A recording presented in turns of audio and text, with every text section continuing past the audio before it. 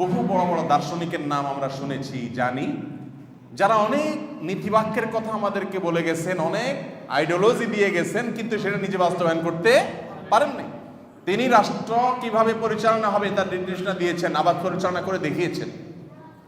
তিনি যুদ্ধক্ষেত্রে কিভাবে মানবিক গুণাবলীকে আপন জায়গায় রেখে বিশ্ব শান্তি প্রতিষ্ঠা করার জন্য কাজ করতে হবে সে আইডিয়া দিয়েছেন তার হাদিসের মাধ্যমে, কিন্তু সেটা আবার আমল করেও দেখিয়েছেন। এরকম একজন মানুষ পৃথিবীর ইতিহাসে খুঁজে পাওয়া বিরল, যে মানব জীবনের বিভিন্ন স্তর, বিভিন্ন ধাপের ব্যাপারে দিক নির্দেশনাও দিয়েছেন, প্রেসক্রিপশনও দিয়েছেন, সেটার উপরে আমল করেও দেখিয়েছেন। তিনি হলেন নবী, আপনার নবী মুহাম্মদ মুস্তাফা সাল্লাল্লাহু আলাইহি ওয়াসাল্লাম। তিনি বলেছেন, আনা সাইয়্যিদু ওয়ালদি আদম ওয়ালা ফখর, আনা সাইয়্যিদু ওয়ালদি আদম ওয়ালা ফখর। তোমাদেরকে জানিয়ে দেয়া প্রয়োজন, তাই জানিয়ে দিচ্ছি, গর্ব করছি না যে আমি, অর্থাৎ তিনি তার কথা বলছেন যে তিনি আদম আলাইহিস সালামের সন্তান, অর্থাৎ মানব জাতির যত সদস্য আছে এই সবার মধ্যে তিনি সাইয়্যিদ, সবার নেতা।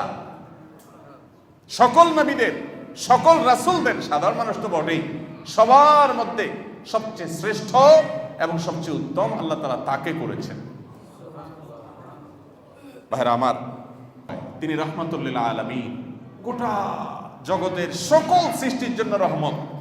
এটার ব্যাখ্যা সৈয়দ আবুল হাসান আলী আন-নাদবী রাহিমাহুল্লাহ একটা বই লিখেছেন, নবী রহমত, বাংলা অনুবাদ হয়ে গেছে, ইসলামিক ফাউন্ডেশন থেকে অনুবাদ হয়েছে যথাসম্ভব। নবী রহমত বইটা কিনে একটু পড়বেন, নবী রহমত কিনে বইটা। নবী সাল্লাল্লাহু আলাইহি ওয়াসাল্লামের প্রতি ভালোবাসা, যেটা আমার ইমানের জন্য গুরুত্বপূর্ণ একটা বিষয়। ইমান নিয়ে প্রশ্ন তোলা যাবে যদি ভালোবাসার ঘাটতি থাকে, সে ভালোবাসা বেড়ে যাবে ইনশাআল্লাহ এই বইটা পড়লে। এখানে আপনি জানতে পারবেন কিভাবে তিনি রহমাতুল লিল আলামিন হয়েছেন, গোটা জগৎবাসীর জন্য রহমত হয়েছেন। এ বিষয়ে দীর্ঘ আলোচনা করার সুযোগ এখন নাই। আপনি শত্রুর সাথে শত্রুতা করবেন, সেখানেও যাতে সীমা লঙ্ঘন না করেন তিনি নির্দেশ দিয়েছেন। তাহলে শত্রুর প্রতিও দয়ালু ছিলেন কি ছিলেন না? আপনি কোনো পিপিলিকা, ইঁদুর, পোকামাকড়, কোনো পশু, কোনো পাখি আপনাকে যন্ত্রণা দেয়, আপনাকে উপদ্রব করে, কষ্ট দেয়, তাকেও হত্যা করতে হলে তার উপদ্রব থেকে বাঁচার জন্য যদি তাকে শেষ করা লাগে, সেক্ষেত্রেও যেন আপনি অমানবিক না হন, প্রয়োজনের চেয়ে বেশি কষ্ট না দেন, সে নির্দেশনাও তিনি দিয়েছেন।